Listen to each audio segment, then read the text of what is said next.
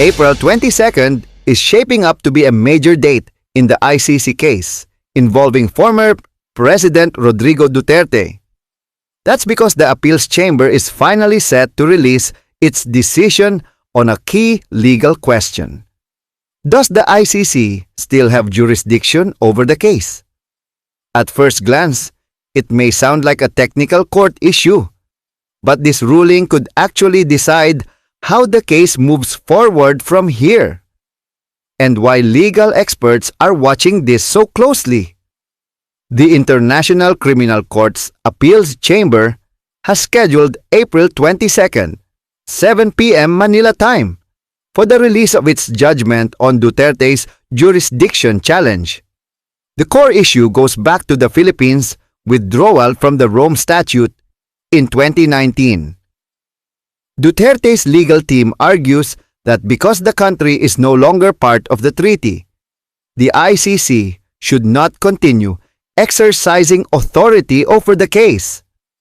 On the other side, prosecutors maintain that the alleged acts being reviewed happened while the Philippines was still a member of the Rome Statute, and the timing is the heart of the legal debate.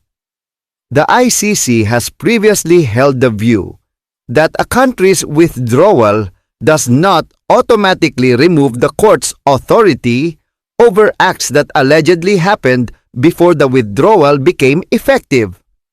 That's why this appeal is important. It gives the higher chamber another chance to clarify that position.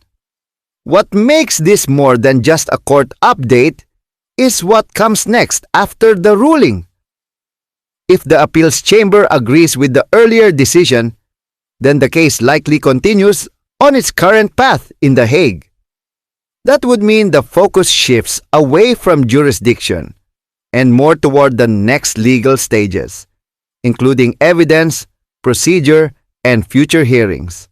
But if the chamber changes the earlier ruling, that could significantly affect the timeline of the case. It may force adjustments in how the proceedings move forward, and it could also influence the defense's broader legal strategy.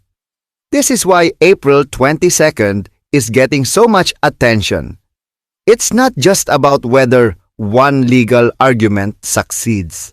It's about whether the entire framework of the case remains the same.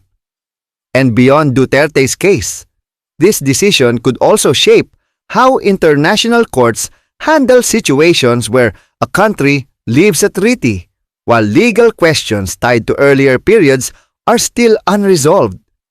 That's why legal observers see this as a potentially important reference point for future international cases too.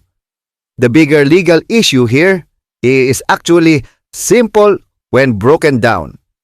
If a country leaves an international treaty, does that end the court's authority over events that happened before the withdrawal? The appeals chamber's answer may help define how the ICC treats timing, state obligations, and continuing jurisdiction in similar cases moving forward. So even though the decision may sound procedural, the legal reasoning behind it could have long-term significance. That's what makes this ruling worth watching beyond the headlines. So as April 22nd gets closer, the focus is really on what kind of legal path the appeals chamber chooses. Will it simply affirm the court's earlier position? Or could it open a different direction in one of the most closely followed international legal cases involving a former Philippine president? By the time the decision is released, we may have a much clearer picture of what the next chapter in The Hague looks like. And that's why this date matters far more than it first appears.